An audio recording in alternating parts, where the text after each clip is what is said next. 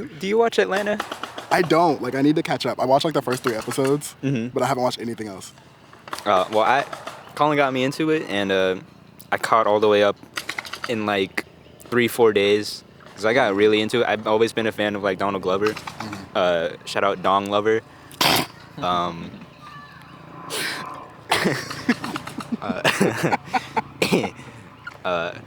Keep in mind, we're still at a park. And I was the one getting flamed.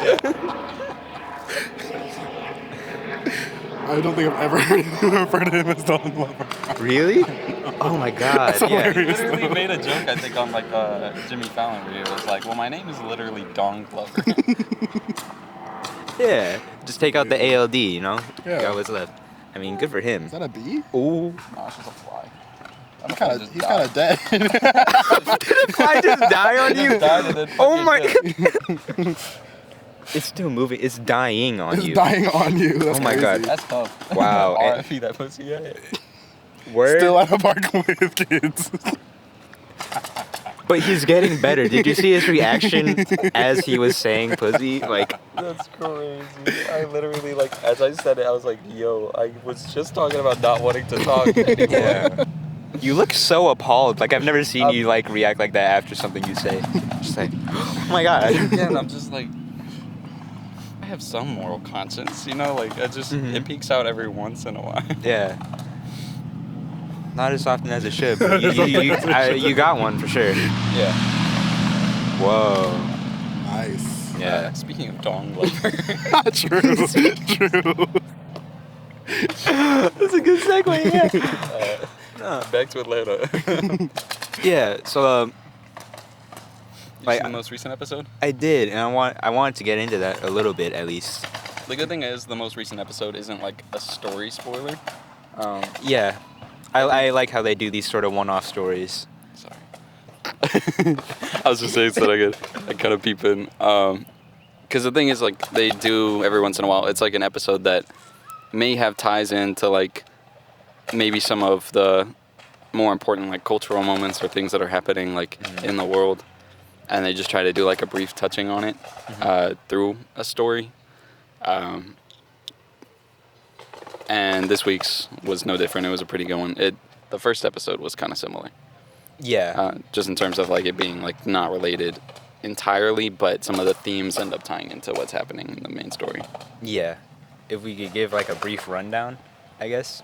So it's this white guy already off to a bad start. No, I'm kidding. But he is sort of the story is sort of like a story of reparations, where a lot of black people around him are sort of getting reparations from the white people around him for stuff from slavery, like the ancestors of the white people owning the ancestors of the black people. You alright? Was that a here. No, That sounded like a big one. sounded like a big bee or something. Yeah. But essentially the story came down to, I think, being brief, they were like, some man noticed that, they said the Tesla guy. They didn't say like Elon Musk. Elon, I think they were kind of hinting that Just alluding to him. Elon Musk grew up from a family that apparently owned slaves, and they were trying to say that in court somebody had sued him for profits he had made off of his ancestors' work. And it was essentially this thing where it starts off with like, can you believe that? Da, da, da, da, da. And like you said, the main character that's focused on this episode is like a white guy working in a cubicle. A lot of his coworkers are about the same, you know, just like white middle class. Mm-hmm. He's got a wife and daughter. Well, soon to be divorced wife. Yeah. And the guy wins in court, and they start talking about like, does this mean that people can actually start like suing for the reparations? Mm-hmm. And it was kind of trying to touch on like what would happen if people actually had to pay the reparations, and they would touch on things like, he was like, well, that's the Tesla guy, he can afford that. Mm-hmm. But And then when it comes down to it, and someone approaches him about it, you know, he starts freaking out and thinking like, oh, well, you can't do that to me. yeah. I'm not the Tesla He was guy. like, what do you say? He's like, I'm Austro-Hungarian. Like, We were enslaved. yeah, in the Byzantine era. And literally, like, this Jewish girl was like, that was literally like a million years ago. No. But in the episode, they kind of tackled like the themes of like white fragility. You know, how even though they had set in place like a pretty solid plan for how they would do it, everybody was just freaking out like, this is so unfair, this is so unfair. And what struck me about this episode was like, it was all shit that I've definitely like heard from people before. It's attitudes that, you know, I've heard growing up, just from like whether it be like family or people close to me in general. And it was kind of like that eye opener to me, because in the end of the episode, you know, they end up paying just like a 10 to 15% tax of like all their income just to pay back, and then it ends up helping like a bunch of black families like lift out of their situation. And In the end, he's like waiting tables at Yeah. a restaurant. the big analogy was that you know, they had a character named Ernest, and I wonder how that's going to kind of tie in later, because I think that also happened in the first episode where there was another character named Ernest. Ern is Donald Glover's character, but this was a completely other person just named Ernest, and I was wondering if that was like some way of tying in. Yeah. Like, we'll see how that ties in later, but essentially he comes up and he's like, is it really that unfair? It's like my granddad said he always, you know, he built everything from the ground up all by himself, or by his bootstraps. Turns out he didn't. He had a lot of help. He's like, we've put them into this situation where, you know, now like your daughter, she's going to grow up without a father, you know, struggling to find food, all this kind of stuff. And that's basically the same situation we put them in. Is that entirely unfair? It's like, for us, we get to look back at slavery as if it's this historical fascination, mystery that we get to explore. But for other people, it's this ghost that haunts them, you know. It's this thing that never really went away. It was only 200 years ago or so. The way I interpreted that Ernest speaking was Donald Glover's actual thoughts. Yeah. And that was his that character was his tool to get those out.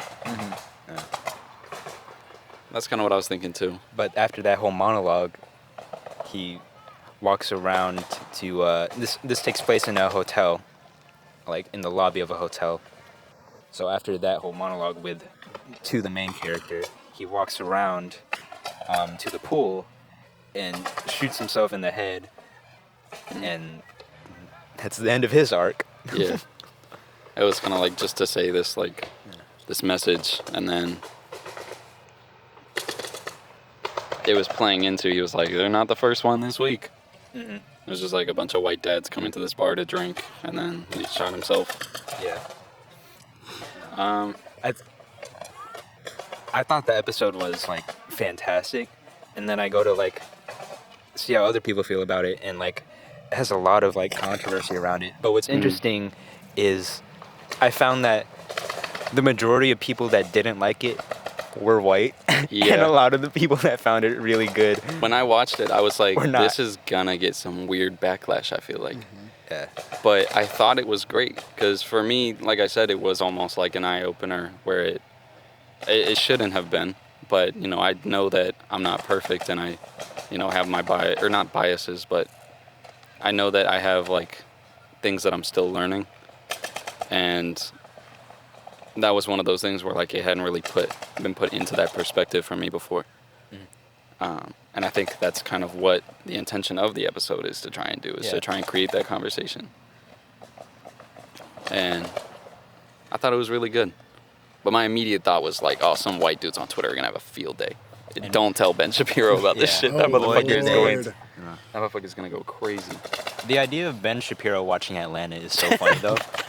Because he has to get through so much shit to Could see you that. imagine? Yeah. Like, Imagine him critiquing Paperboy. Yeah. Paperboy. Paperboy. I'm all about that Paperboy. You see, I don't understand what the critique is supposed to be here. Are they just trying to make fun of rap music? Are they just trying to say that it's generic? I'm kind of like mixing him with Tucker Carlson, but they're like the same person. Yeah. The same person. Yeah, fucking both. I think they quite literally are the same person. Like, he just takes off his skin and puts on a new one. Yeah. Like, Yeah. one of them has, like, Tucker Carlson specifically, he looks like it's very, like, removable. He looks like he sheds. Well, Wears a toupee. why would you say yeah. that?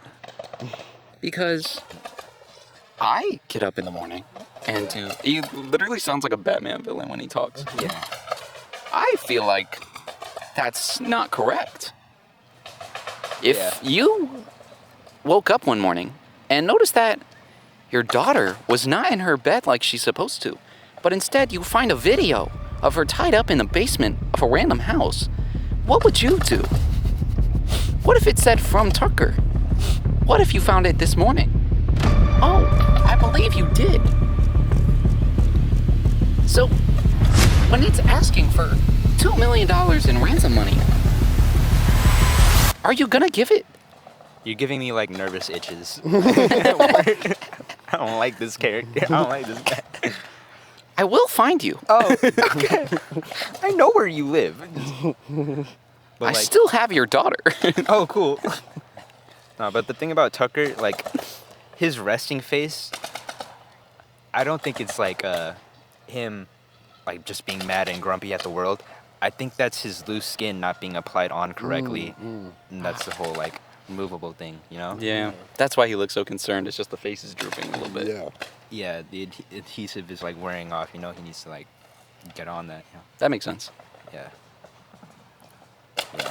But Taco, you definitely need to catch up on Atlanta. Yeah, I for do. real. I do. Like, it was funny the first 3 episodes I watched. I, like, currently am watching Community. So, like, Still a good choice. Yeah, Hilarious. another dong lover specialty. Yeah, I started binging Community when it first came on Netflix, and that was after I had like watched The Office all the way through with Megan. And it is kind of crazy to hear like all the backstage drama behind it. Like, I guess, you know, Chevy Chase ended Community. Chevy Chase ends up leaving in one of the later seasons, and I guess it was because he didn't like how his character was being portrayed. But his character was literally supposed to be the old, like, out-of-touch racist white guy. And he didn't like being the old racist white guy, but then behind the scenes, he was apparently the old racist white guy. Oh, he went method. Yeah, he was method as shit. So they wrote him off the show in a really funny way. If you've gotten to that already. I haven't. Yeah, whenever you get to it, it is a funny episode. Okay. But after that happens, it kind of, there's like, towards the later seasons, it kind of goes off hill, and then the last season, they do pretty good with. Okay. Because they kind of started losing focus towards the later seasons. But then that last season, they really tried to pick it up and end it strong. Okay. That's But it's a pretty funny show. Yeah. Yeah. I was kind of saying it reminds me of like a Nick show if they were allowed to say like cuss words. Yeah. It has the same energy, like goofiness to it, Yeah. but they're like talking about sex. Yeah. I love the skit comedy. The skit comedy is great. Oh, it is. It's so good. Troy and Abed in the morning. Troy Abbott in the morning. That's just the best. That pillow fort scene, or the pillow fort episode? Yes. That was actually so stupid. Oh my god, bro. That crap was so stupid. The fact that they like missed class for like 3 days just to have a pillow fight is ridiculous. It's hilarious. Yeah. Damn. I I gotta like rewatch Community. that. It's hilarious. Have you watched Community? Huh? Did you watch any Community? I watched like the first like two seasons. Alright. But like I gotta like get back on that. Yeah. It's still pretty good. The first 2 seasons were amazing. Like, I think I just got to this 3rd, but I haven't like started the 3rd yet. But Yeah. Because what is it, like, isn't there like 5 or 6 seasons or something like that? yeah, 5 or 6. Yeah. I think it's like 4 and 5 is where it kind of like, Yeah. That's usually where shows go to their when they start Yeah. going, like past. Every time a show goes past 3 seasons, it's like okay. You got to start switching it up, but Yeah. if they don't, it's like it gets old. Yeah. Yeah. Has there ever been a show that like through and through has been like amazing all the way. It's a really good one. That's hard because I was gonna say Breaking Bad, but even in Breaking Bad, I think during the middle it kind of lulled a bit.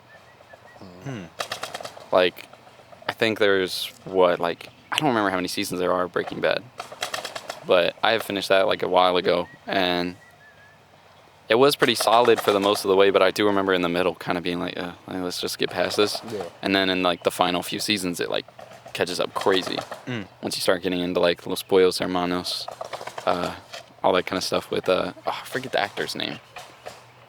He was in The Mandalorian with the Darksaber. Or not Mandalorian, is it? No, it is. It was one something Carlo. Yeah. I know what you're talking about. People know. People know. Damn. Once you see that man's face, that's when it gets good. Yeah. Also, I know we already acknowledged it, but it sounds like a crazy like shootout. Yeah. It does. Pow, pow, pow, pow. Pow, pow, pow. I like to open a gun range to the right of us. Yeah. It's like airsofting. Yeah. Jeez. We could check back in and see how it sounds later. Yeah, I feel like we might get hit with shrapnel or something. The way it is.